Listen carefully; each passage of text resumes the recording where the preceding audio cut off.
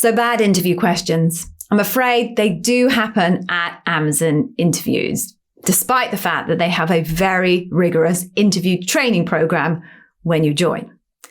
So in this video, I'm going to talk you through the top 4 bad interview questions that my candidates have fed back to me that they've experienced in their Amazon interview.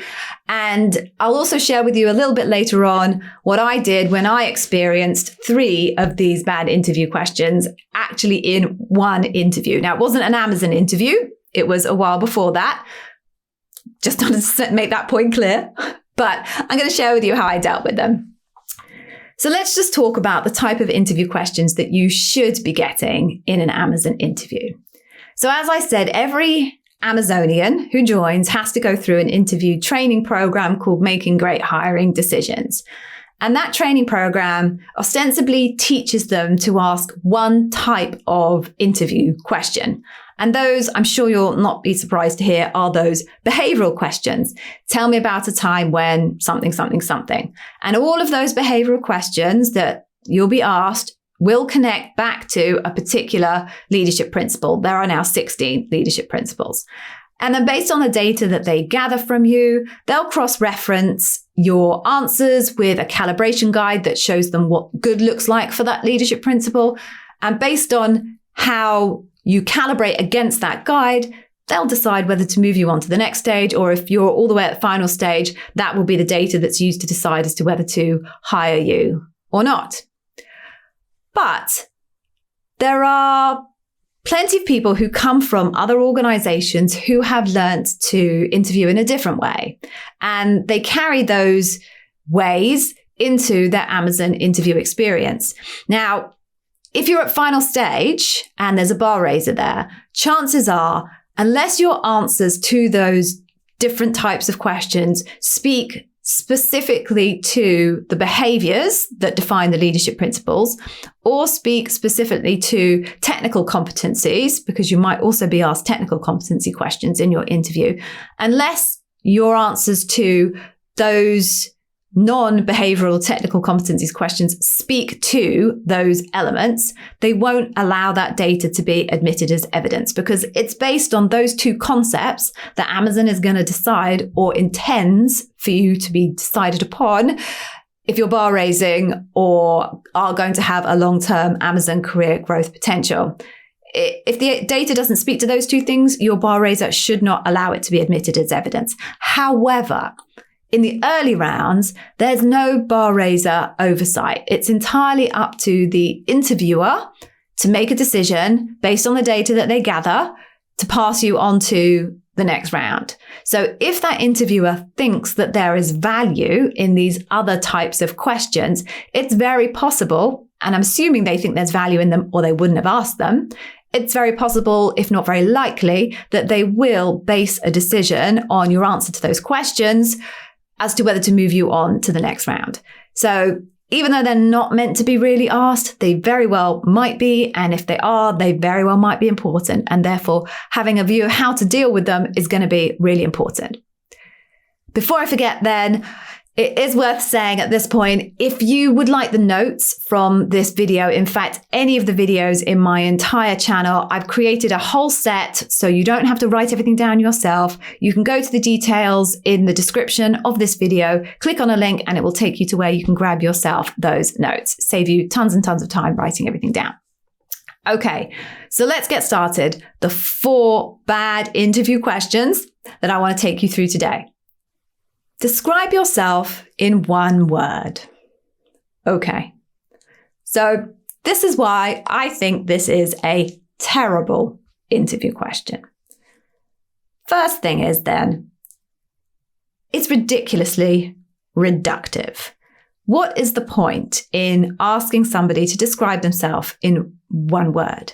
How is that a useful and detailed evidence set in order to be able to make a decision on who that person is, what their capabilities are?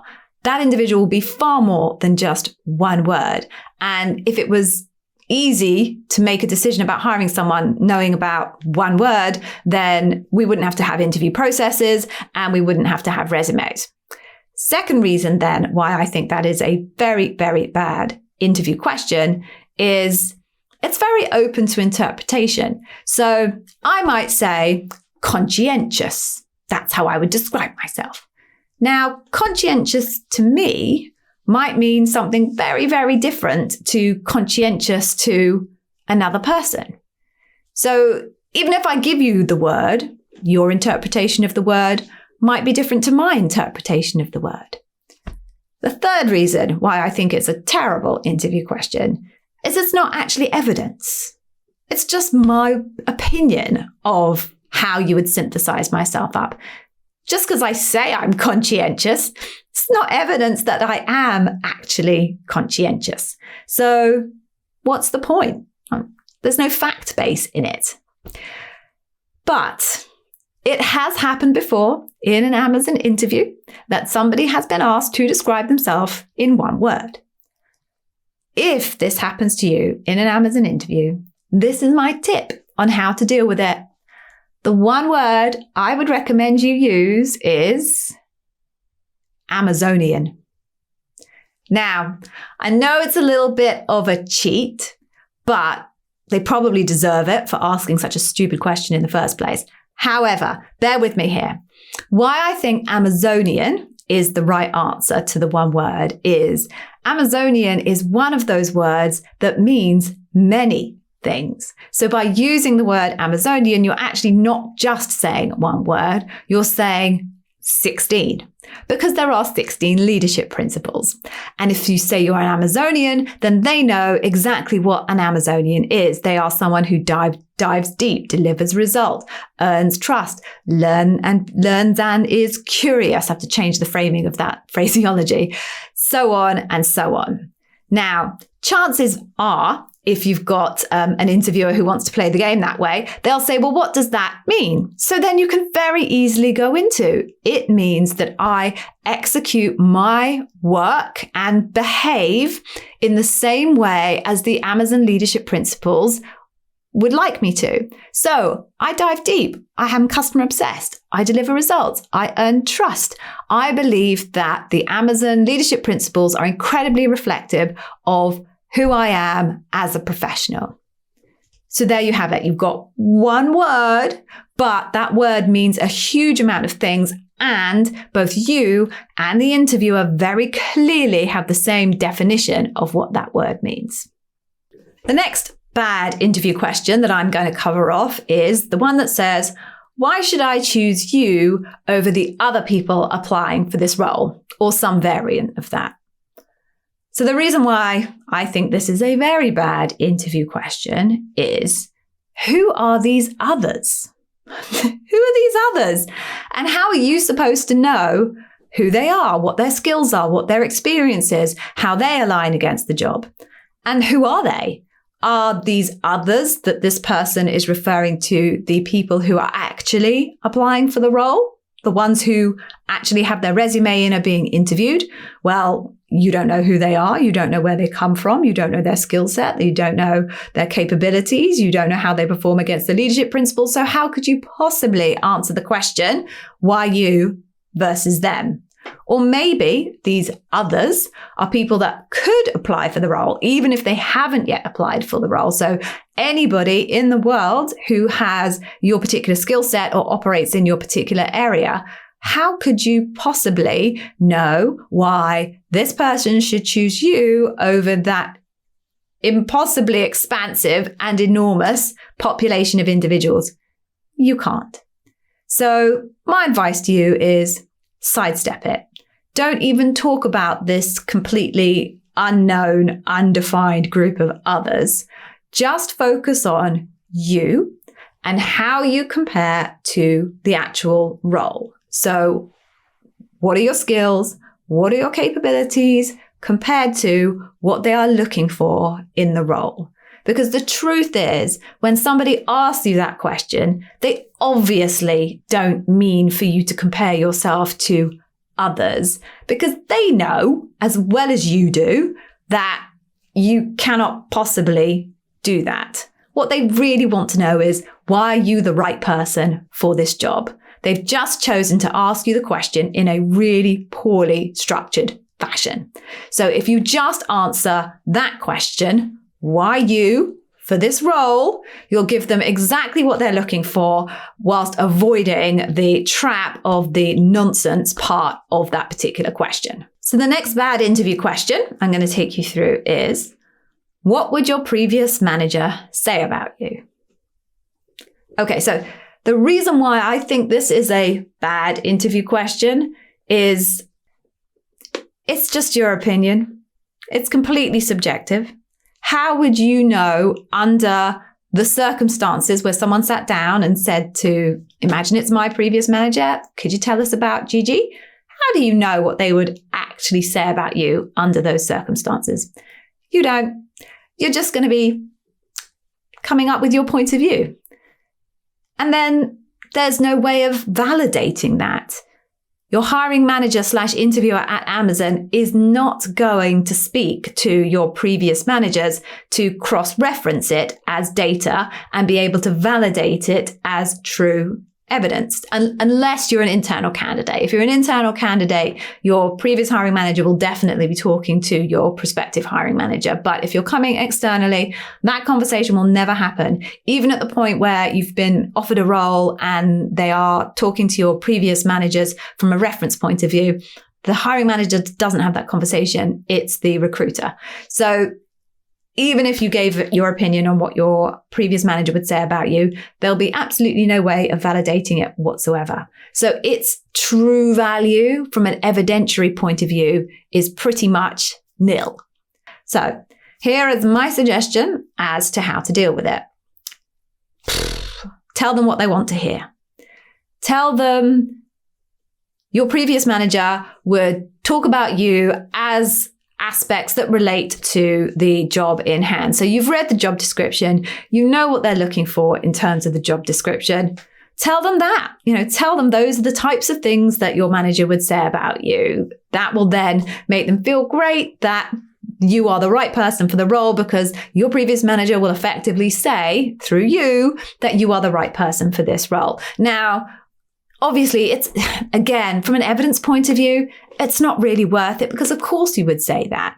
And even if the interviewer hears you and says, well, of course you would say that, well, that's on them for asking you a ridiculous interview question that is never going to be reliable from an evidentiary point of view. So that's one option. My second option that I'm going to offer you is actually focus on facts, because then you bypass the fact that the question is entirely subjective and not evidentiary. What you use is actual evidence. So you could say to the person, well, I could tell you my opinion, but actually that's going to be really subjective and not fact-based. So what I'm going to do is I'm going to tell you what my manager said to me in my last review.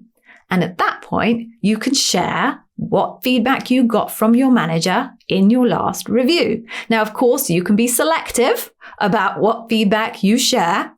Maybe a little bit of mix would be helpful for a credibility point of view.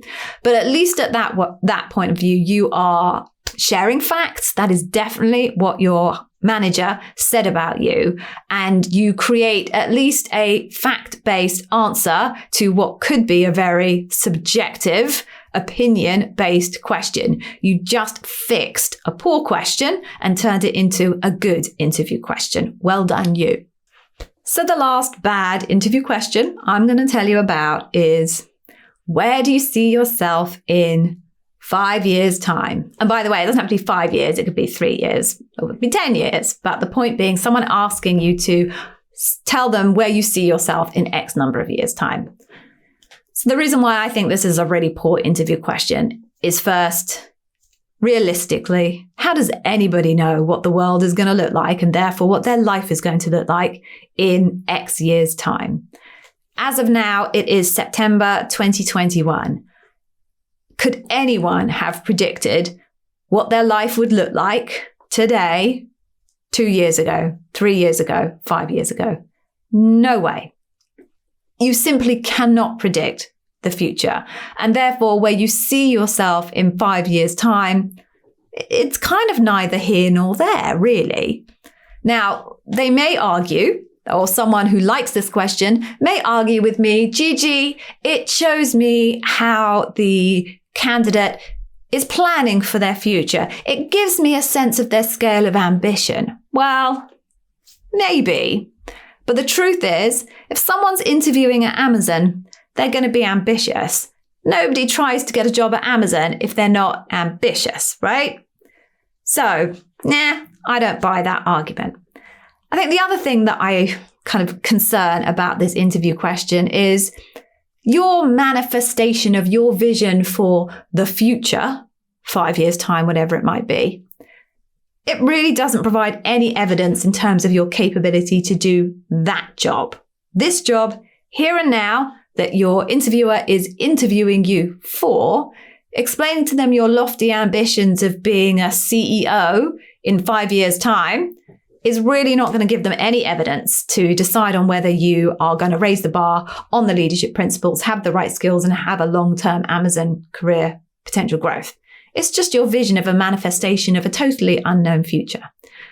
Personally, I think it's a terrible question. But interviewers at Amazon have asked this question in the past. So this is my advice on how to deal with it. So I'm going to give you two options here. The first is, seriously, just make something up. Just make something up. Maybe you have an idea around being a people manager. So, hey, in 5 years' time, I see myself as being a people manager, but I do recognize that with the unpredictability of the future, I'm going to have to be agile in terms of the course that I'm going to need to take to get to that point. Great. Given them an answer, you've referenced the fact that life is totally unpredictable, and therefore you're going to have to kind of play it a little bit by ear as to how you get there. Job done. How useful that is as evidence? Not very, but no matter what answer you would have given, it's not really useful as evidence. The second option I'm going to give you then is a bit of a sidestep. So you could say, well, the answer to that is actually going to depend on the outcome of this process. I can imagine that where I might see myself in 5 years' time, should I become an Amazonian, could be materially different to where I might see myself in 5 years' time if I'm not working in Amazon. And leave it at that. Again, it's not an answer, it's not evidence, but what you've managed to explain to the interviewer is that you recognize that that timeline is subject to a huge amount of variables, and you have just laid at their feet the most specific and fundamental variable in that. Your interviewer knows well that a pathway inside Amazon in a 5-year time frame, a 3-year time frame, is going to be incredibly different to a pathway in any other organization in a 3-year, 5-year time frame. And the fact that you know that speaks kudos to your reasoning for joining Amazon in the first place. Okay, so those are my tips on how to deal with 4 of the most common bad interview questions that I know of. I did say at the beginning, I was going to tell you a little story about what happened when I was asked 3 of those bad interview questions. So I'm not going to name and shame the organization I was interviewing for, but I was definitely asked to describe myself in 1 word. I was definitely asked where I saw myself in 5 years' time. And I was definitely asked why they should hire me compared to the other people applying for the role. So I followed the tactics that I've just explained to you. So did that, tick, tick. But having gone through that experience and listened to these questions, I was not impressed. These were not good questions. They were not high quality questions. And going through the interview process, in that interview at the moment, it became very, very clear to me that this was not the type of manager that I wanted to work for. So when it came to question time, I asked him the questions back. I asked him to describe himself in 1 word. I asked him where he saw himself in 5 years' time. And I asked him why he thought I should choose his company over the other companies that I was interviewing for. Now, clearly, he had no idea who else I was interviewing for. The man was a little bit taken aback. He stumbled through the answers. I was surprised he didn't stop me and kind of twig and say, oh, I know what you're doing, but he didn't. Stumbled through the answers, interview finished, shook hands, thank you very much, goodbye. And as soon as I left the building, I phoned the recruiter and withdrew myself from the process. Because if you get that many bad interview questions in an interview, it's pretty telling of the caliber of the person that you're going to be working for, and maybe, although not necessarily, the organization as a whole. So honestly, I do think that these types of interview questions are really rare at Amazon. And if you are asked them, you probably shouldn't draw the conclusion that I drew. The vast majority of Amazonians aren't going to ask you those types of crazy questions. They're going to ask you the questions that are going to gather real evidence that can really be used to make a decision as to whether you can do the job and whether you'll be a great Amazonian. Now what you need to do is click on this link here and go and grab yourself one of my free Amazon Interview Wiz Academy Customer Obsession Masterclasses. Watch that and you will nail every single customer obsession question asked of you at your Amazon interview. Or if you'd like to do that later, check out this video here for more great Amazon interview bar raiser tips on interview strategy.